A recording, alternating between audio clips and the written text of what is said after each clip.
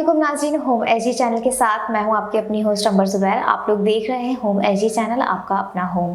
नाज़रीन, आज हम बात करेंगे शुगर पर, हार्मोन्स पर और थायराइड के जो मसाइल होते हैं, इन सारे मसाइल पर हमने जो है आज डॉक्टर राबेल नवाज़ को अपने साथ मदऊ किया है। इन तमाम मसाइल का क्या सॉल्यूशन वो हमें बताते हैं, उनसे मालूम करेंगे। डॉक्टर राबेल नवाज़ का मैं इंट्रोडक्शन देती चलूँ, जो कि बतौर मुर्शिद हॉस्पिटल में मेडिसिन एंड एंडोक्राइन अपनी सर्विसेज प्रोवाइड कर रहे हैं। डॉक्टर राबेल को जो है प्रोग्राम में वेलकम कहेंगे। अस्सलाम वालेकुम डॉक्टर साहब। वालेकुम अस्सलाम।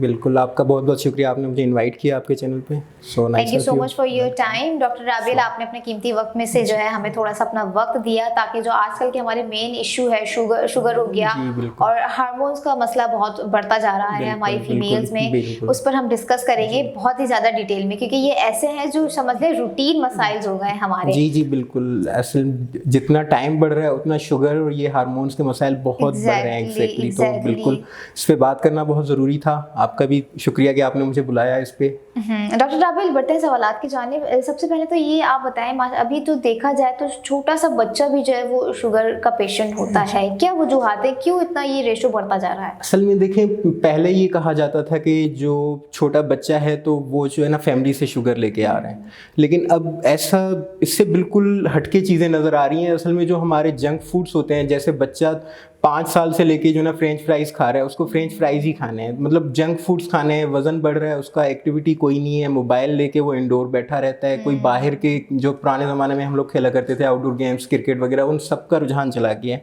तो ये सबसे बड़ी वजह है कि अभी छोटे से छोटा बच्चा भी जो है ना डायबिटीज़, और वो भी वो वाली डायबिटीज़ जिसमें इंसुलिन बन रही है उसकी, लेकिन सही से यूटिलाइज़ नहीं हो रही। पहले ये ट्रेंड होता था कि 40 साल से छोटा है तो इसको वही वाली है जिसमें इंसुलिन बन नहीं रही, लेकिन अभी तो 18 साल, 20 साल, 22 साल पे भी वही वाली इंसुलिन आ रही, मतलब शुगर आ रही है जो बड़ों में उसमें पाई जाती है। तो उसका मेन वजह तो यही है कि लेक ऑफ एक्सरसाइज, खाने पीने में जो है बदपरहेजी, जंक फूड वगैरह, तो मतलब मेन चीज़ें हैं। बाकी कुछ फेमिलियल होती हैं जिसमें टाइप 1 आ जाता है, उसमें इंसुलिन बन नहीं पाती हमारी, तो उसमें हमें पेशेंट को इंसुलिन पे रखना। वैसे अगरचे मैं बात करूं डॉक्टर साहब, अगर मैं कहीं गलत हूं तो मुझे बताइएगा, अगर खुदा न खास्ता किसी को शुगर होती है तो वैसे उसकी ज़िंदगी बड़ी सेट हो जाती है, क्योंकि वो फिर वॉक करने लगता है, अपनी डाइट का हिसाब रखता है।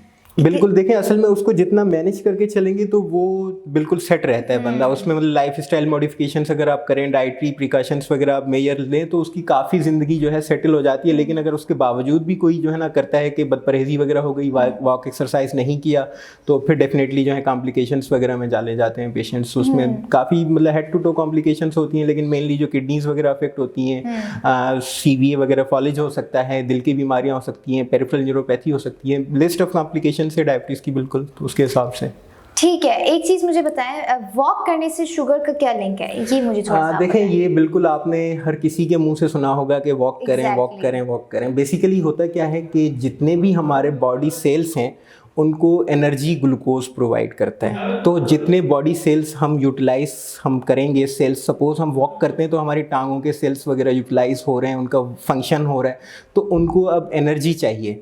Energy in the form of glucose मिलेगी उनको। तो जो भी ब्लड में ग्लूकोज बढ़ा हुआ है ना, तो वो वहाँ पे पहुँच के और जो ब्लड का ग्लूकोज है उसको कम कर देगा। तो that's why it's directly link. इसीलिए हम दवाई से पहले उनको बोलते हैं कि जो एक्सेसिव ग्लूकोज है उसको आप जो है ना यूटिलाइज करें और उसको जो है ना वो करें। उसके बाद अगर दवाइयों की नीड है तो दवाइयों पे। अच्छा डॉक्टर साहब, एक चीज़ मुझे बताएं, इंसुलिन क्यों ज़रूरी होती है? असल में देखें, इंसुलिन एक तो उसके लिए ज़रूरी है जिसको टाइप 1 डायबिटीज़ है, जिसमें इंसुलिन हमारा जो पेंक्रियाज होता है, जो लबलबा होता है, वो बना नहीं रहा, तो उसमें जो है हमें बाहर से इंसुलिन देना ज़रूरी है। दूसरे ऐसे पेशेंट्स होते हैं टाइप 2 के, जिनमें इंसुलिन उनकी बंद तो रही होती है, लेकिन बाय टाइम वो पेंक्रियाज इतना डिस्ट्रॉय हो जाता है, तो हमें जो है बाहर से इंसुलिन देना ज़रूरी होता है पेशेंट को दवाइयों के साथ। अच्छा, इसमें भी टाइप्स होती हैं? जी बिल्कुल, इंसुलिन की भी मुख्तलिफ टाइप्स होती हैं और शुगर की भी मुख्तलिफ टाइप होती हैं। तो किस में क्या चीज़ देनी है, किस में क्या चीज़ नहीं देनी है, वो पेशेंट टू पेशेंट वेरी करता है। हर चीज़ हर किसी के लिए नहीं होती। थोड़ा सा ना ये जो टाइप्स आपने बताई इसको हाईलाइट कर दें। जी देखें, शुगर के हिसाब से जो अगर हम मेनली देखें तो 2 टाइप्स होती हैं। एक टाइप 1 कहलाती है, टाइप 2 कहलाती है। टाइप 1 वो है जिसमें हमारा पेंक्रियाज बिल्कुल काम नहीं कर रहा, इंसुलिन बिल्कुल नहीं बन रही। दूसरा ये है कि उसमें हमारी इंसुलिन बन तो रही है लेकिन वो प्रॉपरली यूटिलाइज नहीं हो रही, तो बॉडी में कहीं ना कहीं जैसे इंसुलिन रेजिस्टेंस डेवलप हो रही है, तो उस रेजिस्टेंस को कम करने के लिए हमें दवाइयाँ और वॉक, क्योंकि जो ज़्यादातर आपने देखा होगा ओबीस पेशेंट्स होते हैं तो उनमें जो है इंसुलिन रेजिस्टेंस पाई जाती है क्योंकि उनकी लेक ऑफ एक्सरसाइज है, कुछ चल नहीं रहा, तो जो भी इंसुलिन रिलीज हो रही है वो बॉडी में ही पड़ी हुई है, यूटिलाइज नहीं हो रही, लेकिन जहाँ पे पहुँचना चाहिए वहाँ पे नहीं पहुँच रही इंसुलिन। सही। डॉक्टर साहब वैसे शुगर का कहते हैं कोई परमानेंट इलाज नहीं है, ऐसा है? देखें इलाज तो ऐसे समझे परमानेंट तो बिल्कुल ऐसे समझे हमारे मुल्क में नहीं है। अक्सर देखा जड़ से खत्म। देखें उसमें अगर बात की जाए दुनिया की, तो दुनिया तो हमसे काफ़ी आगे निकल चुकी है। वहाँ पे पेंक्रियास ट्रांसप्लांट होता है, जिस बीमारी का जो है मतलब डिसऑर्डर है पेंक्रियास का, तो वो ट्रांसप्लांट हो जाता है आपका। इंसुलिन इन्फ्यूजन के पंप आ गए हैं कि वो आप लगा दें, वो खुद ही आपकी जो है ना ब्लड की ग्लूकोज को चेक करते रहेंगे और इंसुलिन आपकी बॉडी में खुद ही जाती रहेगी जितनी नीड है। जी बिल्कुल, लेकिन हमारे पास वो चीज़ें क्वाइट रेयर हैं, तो हमें तो उन चीज़ों पे पहुँचने में अभी कुछ अरसा लगेगा डेफिनेटली। लेकिन पंप जो है आ गए हैं, लेकिन ट्रांसप्लांट जो है पेंक्रियास का वो नहीं है पाकिस्तान में अवेलेबल।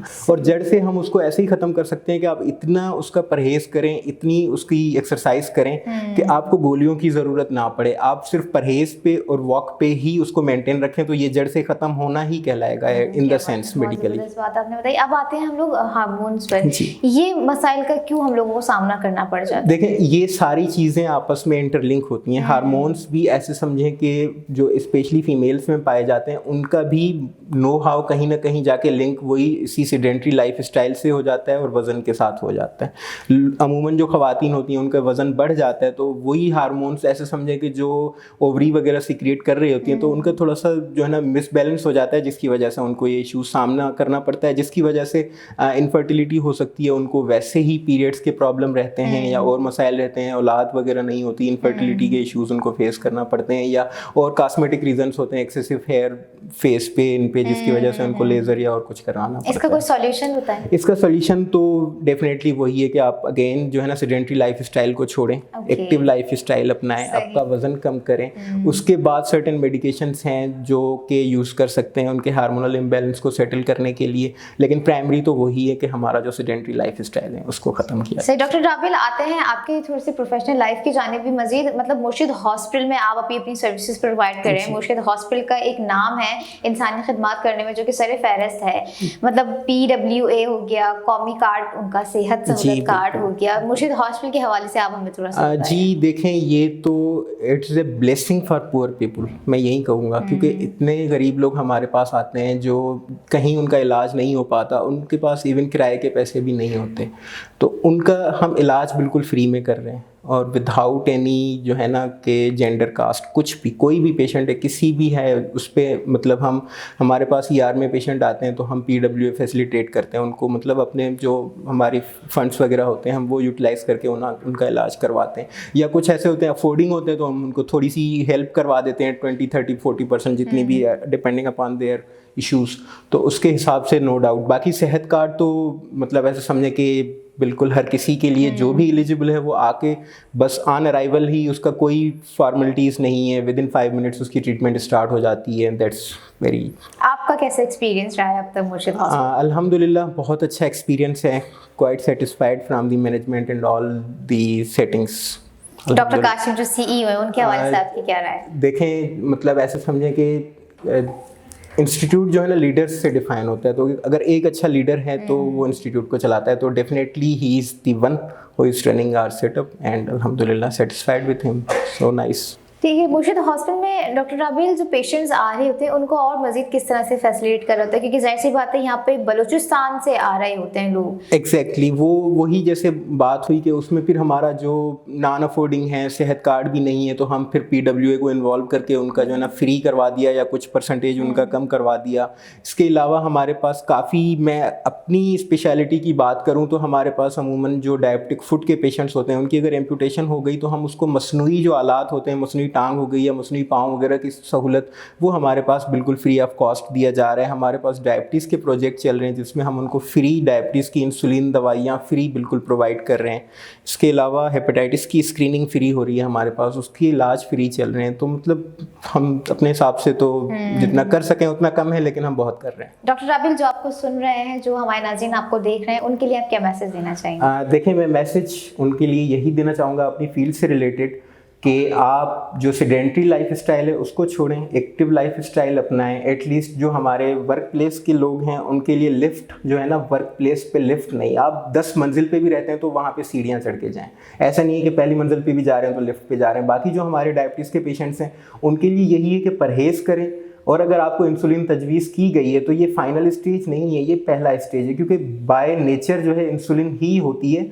लेकिन हमारे पास अमूमन ये ट्रेंड होता है कि इंसुलिन चल गई तो बस ये आखिरी इलाज है, अब तो इसको मरना है, इसके अलावा कुछ नहीं है। तो ऐसी कोई बात नहीं है, इंसुलिन भी आपके लिए भले के लिए है और बाय नेचर इंसुलिन ही है। तो अगर आपको इंसुलिन तजवीज़ की गई है तो उसको आप मुस्तकिल लें और परहेज़ भी करें, वॉक वगैरह भी करें। नाज़रीन, इसी मैसेज के साथ मैं चाहूँगी आप मुझे इजाज़त दीजिए। दुआ में याद रखिए। अल्लाह हाफ़िज़।